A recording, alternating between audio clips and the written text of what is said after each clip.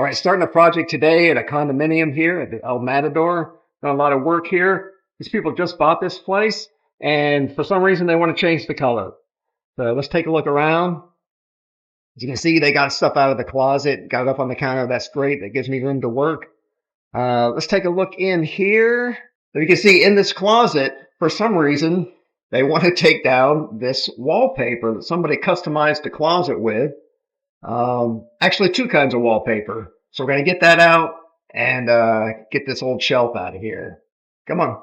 In this bathroom here, we're going to take down the towel bars. We got a vintage one here from long ago. We're going to take that down, fill out the holes, and get this looking good. So since they just got this, they want to, make it their own. We're going to take down all the decor and do what I call a fresh start on the walls. So everything comes down, all the anchors, and fill all the holes in the wall. Got a beautiful view from here. All right, this is a 2-bedroom. Let's check out the other bedroom. So pretty standard in here. They did good cleaning this place up. Got the master bath back here. We're actually going to take down this mirror here. They're going to put something else up. So we're going to take this down and fill all the holes here. And this is the master closet area. Somebody years ago put up a divider wall here. It was kind of coming apart, and there's some shelves behind here. So we're going to demo this, get this out of here. And there's some old wire shelving in here too. These things are probably about 50 years old from when this was built. And we're going to take this down, fresh start in here as well, get everything out, fill the holes so they can make it their own. All right, we got stuff piled up here. I got access to the areas I need to get to. These little bedrooms can get kind of tight, but I can get through there. Like I said, they're replacing most everything in here, so we're going to do a fresh start on the wall. Get out all these wall anchors. That's the next step. Get out the wall anchors, get down the wire shelves, take all the cover plates off, get the holes filled and these baseboards and door casings caulked up. Here's the master bedroom, man. This place is tight, and that old frame was held together literally with string, which didn't last through me moving it. So we'll address that later. But we're gonna get in here, get down these old towel racks, and I'm gonna get started in here because it's gonna take a little time to get this demoed. Got some shelves back here. I'm just gonna take this apart, get all the wire shelves down, fill holes, caulk, spackle, and that will certainly be the rest of the day. We'll check in later. So a lot of the recent jobs I'm getting, people want the phone jacks to disappear. So this condo has 3. There's always one at the kitchen counter, then one in each bedroom. We're gonna cut that, fill that in with sheetrock, and make it disappear.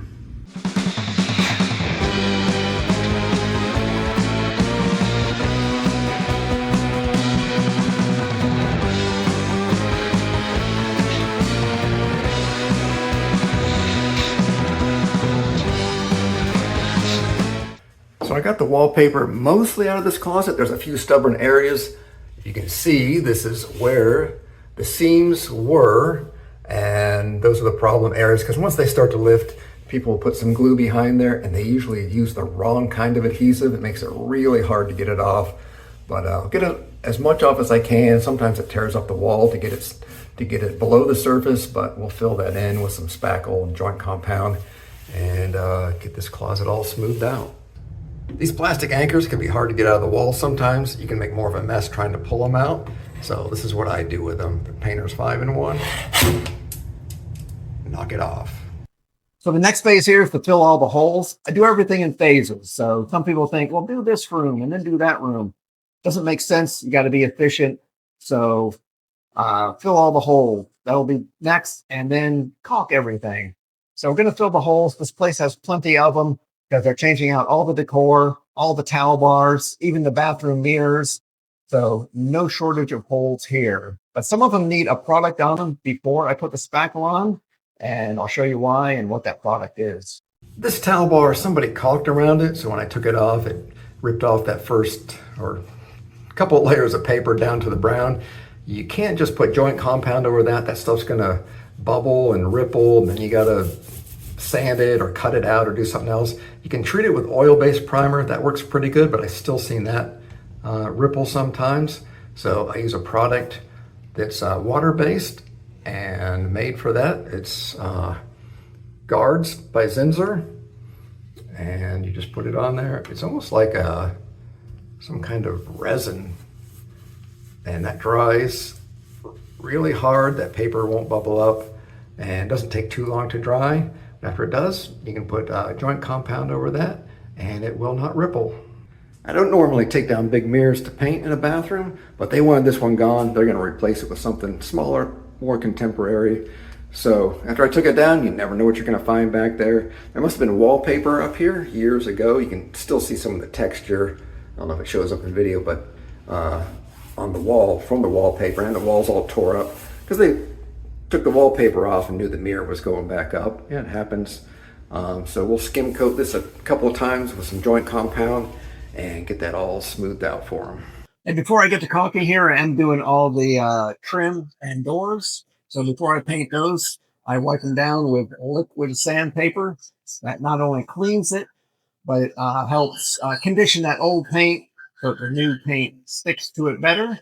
So I'm going to go ahead and start wiping everything down in preparation for the caulking.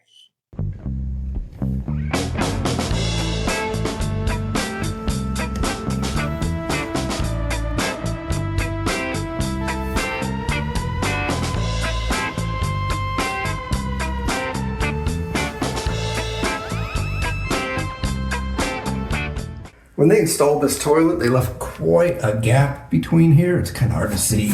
They didn't put it back far enough to the wall, or they didn't caulk it. I don't know why. I don't install toilets. I just sit on them and scroll Facebook like everybody else. But it's a lot to caulk, so I got this, it's called a backing rod. It's kind of like a small pool noodle, maybe something like Barbie would use at her pool house, but I can't do this with one hand. But I'm gonna get that tucked back in there, and that'll give us something for the caulking to go onto, so we're not using 2 tubes of caulk trying to get that caulked out. So let's get that in there. Got the backing rod in there, got it caulked up. That looks way better already. We'll let that dry probably overnight. There's still a lot of caulk, and we'll get some paint on there. This is where that bathroom mirror was taken down. It was all, the wall was all jacked up behind there. We got the third and final coat of mud on there, got it all smoothed out. Still a little damp, so we're gonna let that dry overnight and we'll get some paint on it.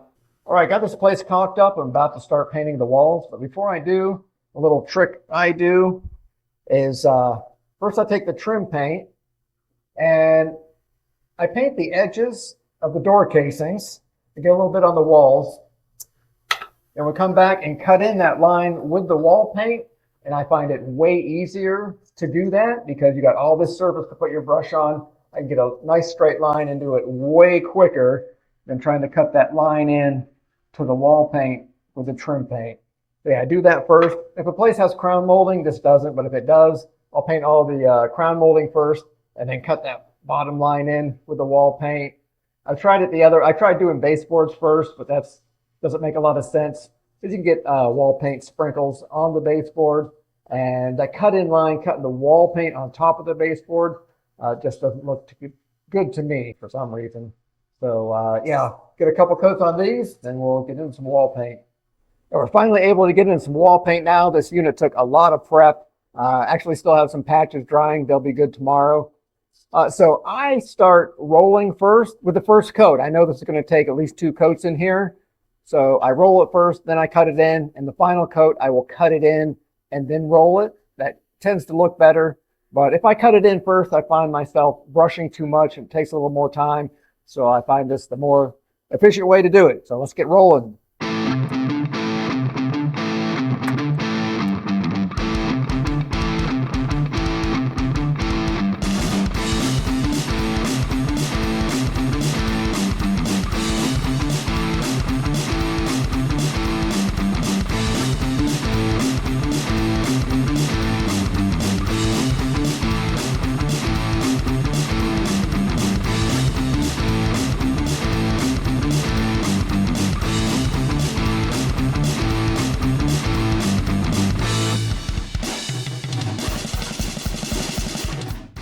I opened the fridge to put some of my lunch stuff in there, and it looks like the owners left me a bottle of champagne. That was so sweet of them. But I'm going to be good, and I'm not even going to open it until like lunchtime. Ran into a little issue here with the wall paint. It wasn't sticking here in the bathroom, just on this spot. I noticed after it dried, it was separated a little bit, and I scratched it, and all this came off. It's fine in the other areas, mostly. Yeah, all around there it's fine. But it must have been something on there. I don't know, some soap or who knows what kids do. But it wasn't shiny, it wasn't discolored. It gave me no indication it would be a problem, but it's a problem. So I'm just gonna sand off what's gonna come off and then hit it lightly with some oil-based primer and get that ready for wall paint again.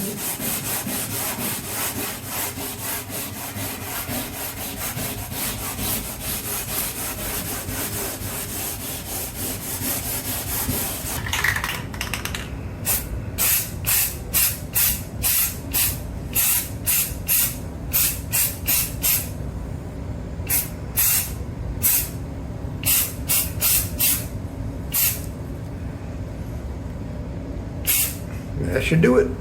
All right, we're into the wall paint now, so we can get this line cut in with the wall paint instead of trying to do it with the trim paint. Here we go.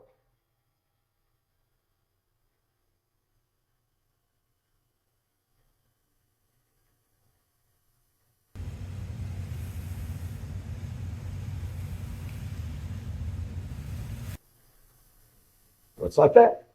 And when I encounter a ceiling like this, where you got a lower ceiling down from the main ceiling, you'll see this a lot at the bottom of the stairwells. Like, don't bring the roller down. Try to roll the edge of that, because inevitably, trying to be careful, it'll slip off and you'll hit the ceiling. You'll get wall paint on the ceiling. I saw it happen before a long time ago. So I just cut it in like the other edges. Just cut it in with the brush. Oop, too much paint. I just cut it in like that. And I go like this to bring it down to the very edge. Just like that. Then you don't get paint on the ceiling. All right, we're just getting near the end of finishing cutting in the first coat here.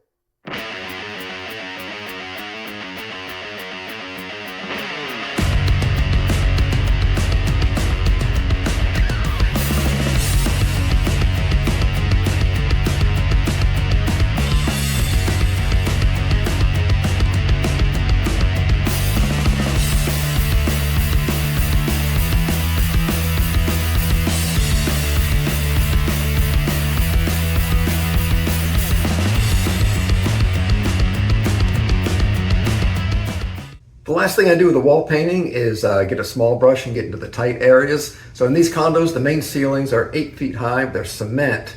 So in some areas they have a lowered ceiling, like in the kitchen and the bathrooms.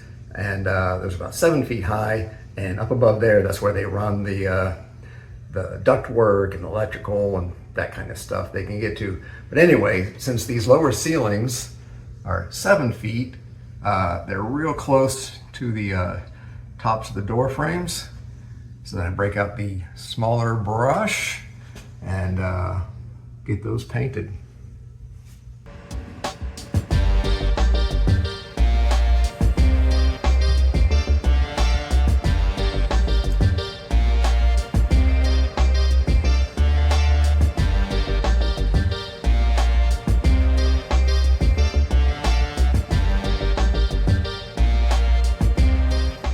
I'm here at the entry door of the unit. This has a lot of residue from adhesive. When these units are on the rental program, they have them post a little sign up here. Gives the guests some information and some rules. The rules are pretty simple, just act right.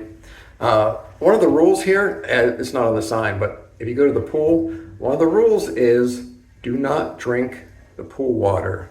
I'm serious, I'm not making it up. It's on the sign. So if you're one of those people, you just can't hold back, don't try it here. They do not stand for that. But we need to get this residue off. You don't want to paint over that. That is gonna look like a mess and really amplify that once you get paint on there. So I will use one or both of these products. Goo Gone, Goof Off. That's what they're made for. We'll get that stuff off of there, get it nice and smooth so we can get paint on there. And this door is not being very nice to me. This old color is the the beige colors, the old oil-based paint they used on all these units like 50 years ago. The white is when it's been repainted once or twice. It wasn't prepped well, or they used the wrong kind of paint, or both. And it started with just a little bigger than a quarter, little spot where the paint came off, and I started scratching it and then scraping it. All this came off. I'm going to use some oil-based primer to seal down the edges of this chipped paint. It'll be more durable and do a better job than water-based paint. Don't like using oil-based paint primer. It stinks. It's hard to clean up if you get on anything, and brushes are a pain to clean. So if it's just a smaller thing like this, I'll just use these small disposable chip brushes, paint it on, and throw them out. Hey, it's time for door painting. It's like the last thing I do. This is the last phase. So I painted all the baseboards and door casings. Time to do the doors. I take the door knobs off. People ask me if I take the whole doors off. I think that's kind of funny. I tell them that hinges make great door hangers. Just paint them in place. It's a repaint. So I break out a roller for this, a cigar roller, and get a good amount of paint on. Usually do the top half first, and then brush it out. I don't like that look of just a rolled door. You can see the stippling from the paint. So roll it on and brush it out. I don't paint hinges that have not been painted. I don't know why people paint hinges. Maybe somebody can tell me a really good reason why to paint hinges. I think it looks unprofessional. The paint always drips off of them. The paint starts cracking and peeling after it dries. Anyway, these hinges are already painted, so I will be painting these hinges. If you're painting yours, please don't be a hinge painter. Your friends see it, they're going to be laughing at you.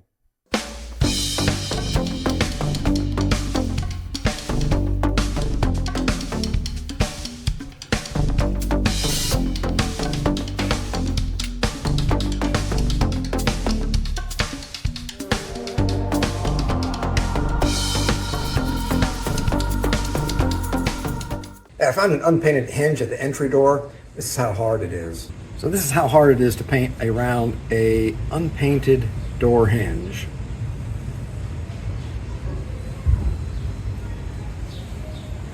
Wow. That was so hard. How did I do that? This one even has a screw there for added difficulty.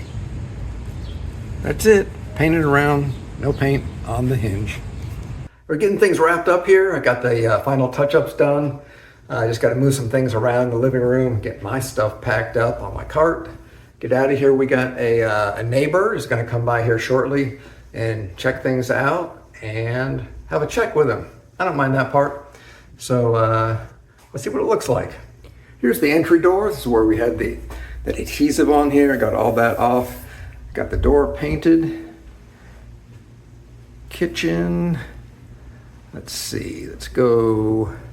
Here's that guest bathroom. Had the towel rack on the wall here. This is the one that had the toilet with the big gap in there. Got that caulked up and painted. There's the guest bedroom. If you remember, this is the one that had the closet that had the custom wallpaper in it. No more. Got that off, smoothed out, and painted. I removed that phone jack earlier. That was somewhere around here. Got that patched up and painted. And they're replacing pretty much everything in here. It came with the old furniture. I know they're replacing the decor, a lot of the furniture, light fixtures. They're going to do a lot in here, but they wanted to get it painted first because I think it was really hard on their inner piece, that color that was on the walls. So they wanted to start with that. This is that door that we had the peeling issue on. Got that sealed and painted. It's the master bedroom. These old cabinets, nightstands, these are what came with these units originally back around 1970, give or take.